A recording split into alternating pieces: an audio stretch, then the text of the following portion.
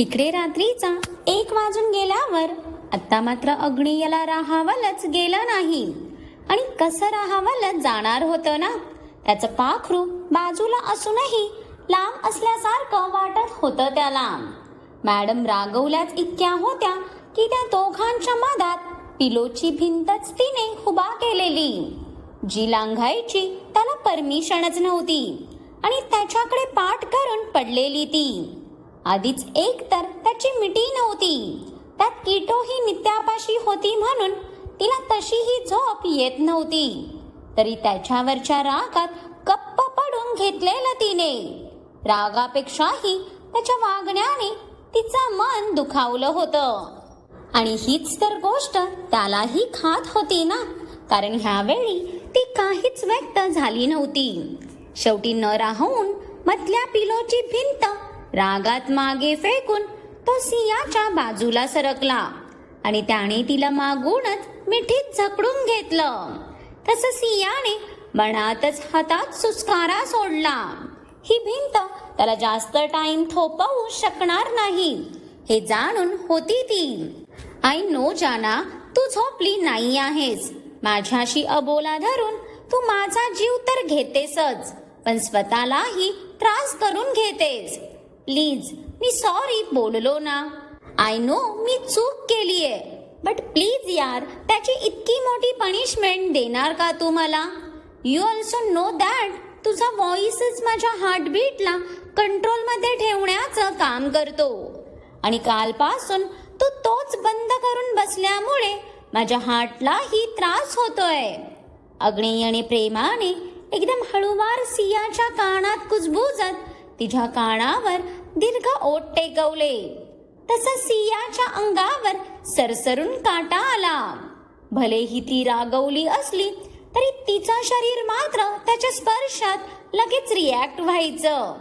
पण आता तिला राग आलेला म्हटल्यावर तिने तिचे सगळे सेन्सेंद्रिय मनाच्या कप्प्यात कोंडून ठेवले. अहो, मी बोलली होती ना माझ्याजवळ यायचं नाही म्हणून, आणि माझ्याशी बोलण्याचा प्रयत्न तर अजिबात करू नका. मला तुमच्याशी काहीच बोलायचं नाही आहे. सिया रागात त्याचा हात काढायला लागली, पण त्याच्या पकडीतून सुटणं इतकं सोपं होतं का?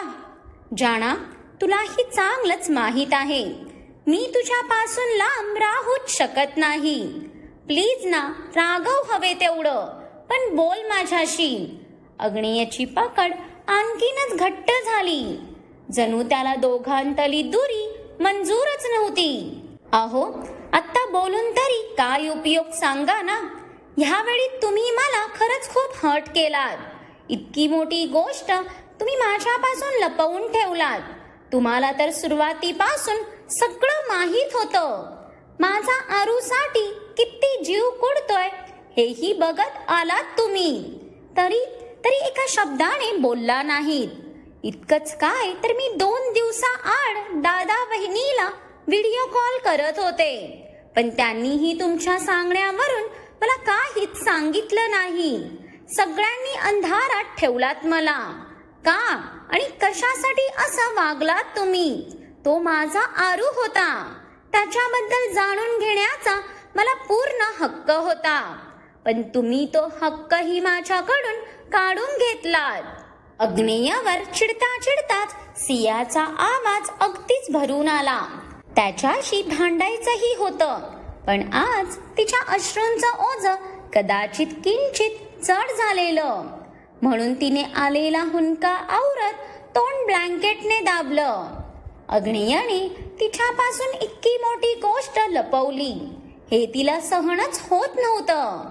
प्रिन्सेस, प्लीज डोंट क्राय बच्चा. Okay, at least first listen to me. मग स्टील माझं ऐकूनही जर मी तुला चुकीचा वाटलो तर तू देशील ती पनिशमेंट मला मंजूर आहे.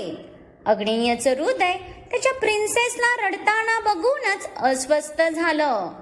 किटो झाल्यावरही त्याचं सियावरच्या प्रेमात किंचितही अंतर आलं नव्हतं. उलट तो अजूनही तिच्यावर तितक्याच वेड्यासारखा बेधुंद होऊन प्रेम करायचा. पण त्याचा तो पनिशमेंटचा नेहमीचा डायलॉग ऐकून इथे सियाचं तोंड आकसलं ना. म्हणजे हा माणूस पनिशमेंट घेण्यापासून तर राहिला, पण याचा नेहमीचा कॉन्फिडन्स बघा. अहो, तुम्ही तर राहूच द्या, मला कसं गुटळायचं हे तुम्हाला बरोबर माहीत असतं. आत्ताही तुम्ही असं काहीतरी सांगणार जे मला पटणारही, पण तुम्हाला का कळत नाही आहे, मला तुमचं वागणं नाही आवडलं. तुम्ही माझ्यापासून लपवलात ते नाही पटलं. आपण दोघं नवरा बायको आहोत. आपल्यात हा लपाछपीचा खेळ असलाच नाही पाहिजे. त्याच्या आधीच्या बोलण्यावर सिया काहीशी चिडतच त्याच्या दिशेला फिरली. तो तिला लपेटायच्या आतच तिने स्वतःला त्याच्या फिरकीतून सोडवत ती काहीशी मागे झाली. तसे तिचे ते लाल बडक झालेले डोळे बघून त्याला कसं तरीच झालं. तिच्या डोळ्यातलं पाणीच तर त्याची सर्वात मोठी कमजोरी होती. प्रिन्सेस, आय नो, मी तुला खूप हर्ट केलंय, त्यासाठी आय एम रिअली सॉरी. पण खरंच तुझ्यासाठीही तेव्हा तो स्ट्रेस योग्य नव्हता. तू ऑलरेडी त्या प्रसंगानंतर खूप डिस्टर्ब झालेली. त्यातच आपल्याला गुड न्यूज मिळाली. तेव्हा तुझी तब्येतही खूप नाजूक होती. हे कमी होतं की आपण तुझ्या प्रेग्नेन्सीमध्ये आईंनाही गमावलं. किती स्ट्रेसफुल जर्नी होती तुझी, आणि तेवढं टेन्शन तुझ्या बॉडीला हँडलही करता येत नव्हतं. बीपी सारखा डाऊन होत होता तुझा. मग तेव्हा तुला आरव बद्दल सांगितलं असतं तर तू अजूनच डिस्टर्ब झाली असतीस. म्हणून तुला या सर्व गोष्टींपासून मी लांब ठेवलं. Because you are my life princess. तेव्हा सर्वात जास्त मला तू इम्पॉर्टंट होतीस. तुला काही झालं असतं तर कसा जगणार होतो मी. यावेळी अग्नेयच्या डोळ्यात आला तो खरेपणा बघून सिया स्वतःहूनच त्याच्या मिठीत शिरली. प्रेग्नेन्सीमध्ये तिला बीपीचा त्रास सुरू झाल्यापासून तो तिला खूपच जपत होता, आणि हे तिलाही माहीत असल्याने तिने आता विषय वाढवला नाही. कारण त्याने या सर्वात फक्त तिचाच विचार केलेला हे तिलाही आता खात्रीने दिसत होतं. ती मिठीत येताच आत्ता कुठे जाऊन अग्नेयने मोकळा श्वास सोडत डोळे घट्ट मिठत तिला आणखीनच स्वतःवर जकडून घेतलं. हा क्षण आणि ही मिठी, बस इथेच हा पुढे जाणारा टाईमही थांबावा असं वाटलं त्याला. किती सुखून होता तिच्या मिठीत. तिच्या स्पर्शाने इथे अग्नेयच्या हृदयाची धडधड जणू क्षणात शमली होती.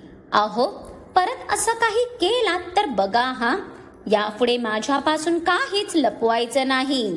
त्याच्या मानेत चेहरा घुसळत तिने त्याला हळूच धमकी दिली. तसं त्याला तिचं हसूच आलं. तिची धमकीही तिच्यासारखीच नाजूक होती. पण त्या वेड्याला तर त्या धमकीवरही किती ते प्रेम यावं.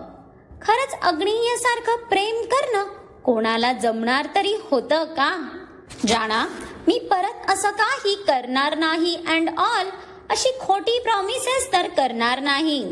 कारण जी गोष्ट तुझ्यासाठी योग्य नाही ते तुला सांगणं मला खरंच गरजेचं वाटत नाही. बिकॉज माझ्यासाठी सर्वात वर फक्त तुझी हेल्थ आहे, आणि मी त्या बाबतीत तुझीही मनमानी खपवून घेणार नाही. समजलं?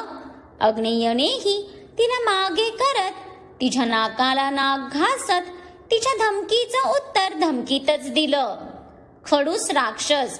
तसं सियाने मागे होत चिडूनच नाक मुरडलं. तिच्या धमकीचा त्याच्यावर काडी मात्रही परिणाम झाला नव्हता.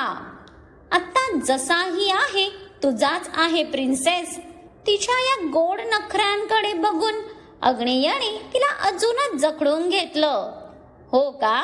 तुमची प्रिन्सी असताना तर तुम्हाला हा डायलॉग सुचत नाही. उलट त्या मॅडम समोर असल्यावर तुम्हाला मी दिसते तरी का? अग्नेयाचं उत्तू जाणारं प्रेम बघून सियाची बारीक नजर त्याच्यावर आली. आज ह्याची कार्टी नाही तर ह्याच्या प्रेमाचा पूर ओसंडून वाहत होता. जाणा, असं काही नाही. ओके, मी माझ्या दोन्ही लाईफवर तेवढंच प्रेम करतो. उलट तुझ्यावर किंचित जास्तच करतो, कारण तू मला इतकी गोड प्रिन्सी दिलीस ना. अग्नेयने सियाच्या चेहऱ्यावर छोटे छोटे किस करत तिच्यावर प्रेम करायला सुरुवात केली. त्याला काय तिच्यावर प्रेम करायचं कारण तरी लागायचं का? अहो, लगेच लाडात काय येताय? सोडा मला, मी जरा जाऊन किटोला बघून येते, नाहीतर ती नित्यालाही झोपू देणार नाही. सिया अग्नेयचा हात काढत उठायला जाणार की तोच अग्नेयने परत तिचा हात पकडला. जाना, प्रिन्सी जागी असती तर एवाना तिने पूर्ण मेन्शन जाग केलं असतं. अँड डोंट वरी, नित्या तिला वेल हँडल करते. सो प्लीज, आज तरी मला माझ्या प्रिन्सीची मम्मा पूर्णच्या पूर्ण मिळेल का? अग्नीच्या चेहऱ्यावरचे ते केविलवाणे भाव बघून सियाला हसूच आलं. म्हणजे त्याच्याकडे बघून कोणी म्हणेल का, हा तोच खडूस राक्षस आहे जो ऑफिसमध्ये कोणाला सुखाने श्वासही घेऊ देत नाही म्हणून.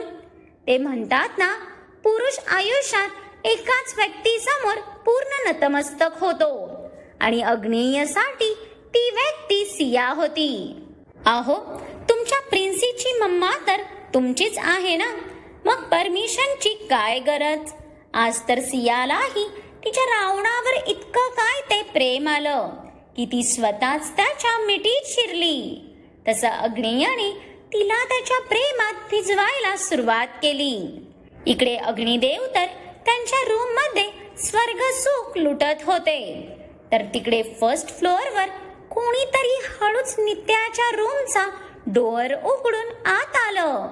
किटोला बघायला सिया रात्री मधी मधी येऊन जात असल्याने नित्याही तिच्या रूमचा डोअर फक्त ढकलून झोपायची, आणि त्याच संधीचा फायदा घेत एक साया अगदी दबक्या पावलांनी तिच्या रूम मध्ये शिरला, आणि त्याने आहे तसाच तिचा डोअर लोटत तो आत तिच्या बेडच्या अगदी समोर येऊन उभा झाला.